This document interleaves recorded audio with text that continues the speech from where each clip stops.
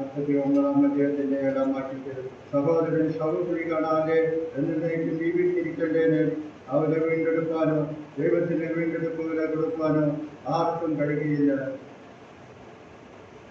അവരുടെ പ്രാണന്റെ വീണ്ടെടുപ്പ് വിലയേറിയത്, അത് ഒരു നാളും സാധിക്കുകയില്ല എന്ന് നാം വായിക്കുന്നത്.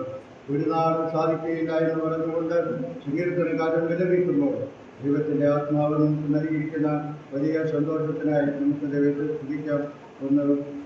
എനിക്ക് 2-ാം അധ്യായത്തിൽ നാം വായിക്കുന്നു, അതിൻ്റെ 5-6 വാക്യങ്ങൾ വായിക്കുന്നു. ദൈവം ഒരുവനല്ലോ, ദൈവത്തിനും മനുഷ്യനും മധ്യസ്ഥനും ഒരുവൻ, എല്ലാവർക്കും വേണ്ടി മറുപടിയായി കൊടുത്ത മനുഷ്യനായ ക്രിസ്തു തന്നെ എന്ന് നാം വായിക്കുന്നു. മറുപടിയായി കൊടുത്ത കർത്താവായ യേശുക്രിസ്തു മുഖാന്തരം നമുക്ക് ലഭിച്ച വലിയ വീണ്ടെടുപ്പിനായി നമുക്ക് ദൈവത്തെ സ്തുതിക്കാം.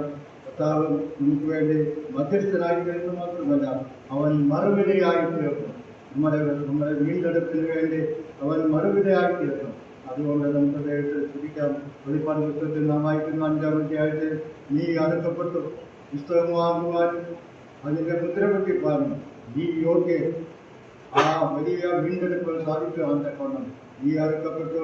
നിന്റെ രക്തം കൊണ്ട് സകല ഗോത്രത്തിൽ നിന്നും ഭാഷയിൽ വംശത്തിൽ ജാതിയിൽ നിന്നുള്ളത് നമുക്ക് ദൈവത്തിന് വേണ്ടി വിലയ്ക്ക് വാങ്ങിയിരിക്കുകയാണ്.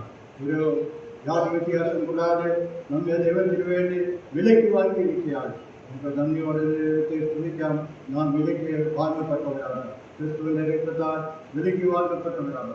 സങ്കീർത്തനക്കാരൻ വിലപിക്കുകയാണ്, സഹോദരൻ സഹോദരി കാണാതെ വീണ്ടെടുക്കാൻ സാധിക്കാതിരിക്കുമ്പോൾ നമ്മുടെ കർത്താവായ യേശുക്രിസ്തു കാലസമ്പൂർണ്ണതയും സ്ത്രീയുടെ സന്തതിയെ കടന്നു വന്ന യേശുക്രിസ്തു നമുക്കൊന്ന് മരിച്ചു, മധ്യസ്ഥനായി തീർന്നവൻ, അവൻ മറുപടിയായി തീർന്നു.